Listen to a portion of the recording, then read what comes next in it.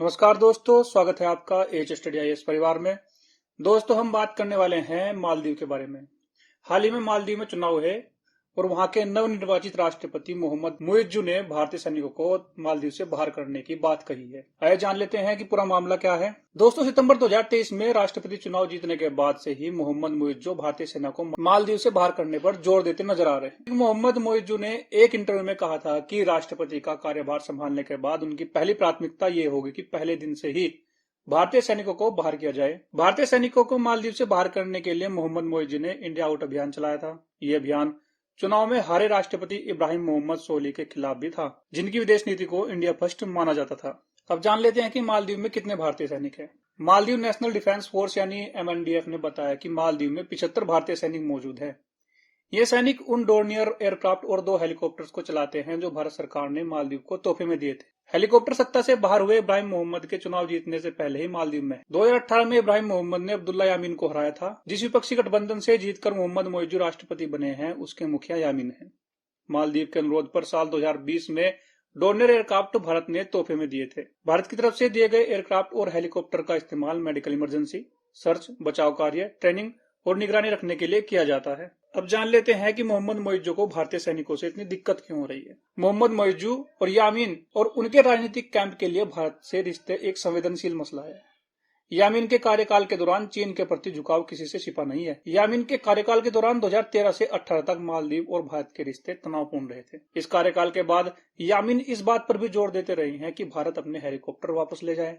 हालांकि मुइज्जू ये कहते दिखते हैं कि वे पहले मालदीव समर्थक है और चीन, भारत या किसी भी देश की सैन्य मौजूदगी को अनुमति नहीं देंगे। मुइज्जू कई बार चीन से मालदीव को मिली मदद पर बोलते रहे हैं। हालांकि वो चीन समेत दूसरे देशों से मालदीव के लिए कर्ज पर कुछ नहीं बोलते हैं। अब यहाँ मुइज्जू के बार बार भारतीय सैनिकों को हटाने के पीछे की 2 कारण स्पष्ट नजर आते हैं, जिनमें पहला कारण है अंतर्राष्ट्रीय मीडिया ने मालदीव चुनाव को भारत बनाम चीन की जीत के रूप में पेश किया। ये बात मालदीव के राजनीतिक पर्यवेक्षकों के लिए भी चिंता का सबब रही कि कैसे राष्ट्रपति चुनाव में किसी घरेलू मुद्दे से ज्यादा भारत और चीन की भू राजनीतिक प्रतिद्वंदिता पर हुई। दूसरा कारण, मालदीव से भारतीय सैनिकों को हटाने की अपनी बात को इसलिए दोहरा रहे हैं ताकि चुनाव से पहले समर्थकों से जब वादा किया था उसे पूरा कर सके। हालांकि अभी मुइज्जू की विदेश नीति स्पष्ट है।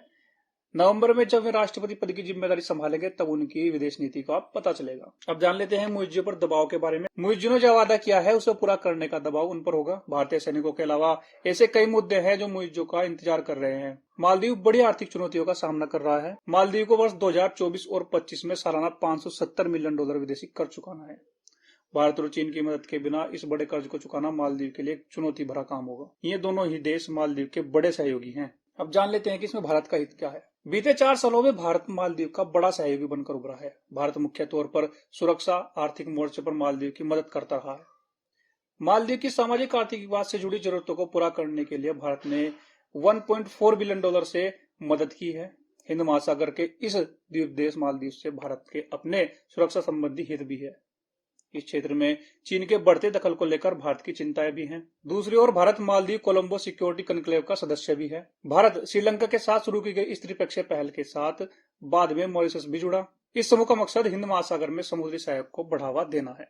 तो ये कुछ कारण नजर आते हैं जिसमें मालदीव के नवनिर्वाचित राष्ट्रपति मोहम्मद मुइज्जू भारतीय सैनिकों को मालदीव से बाहर करने की बात कर रहे हैं। Thanks for watching. धन्यवाद।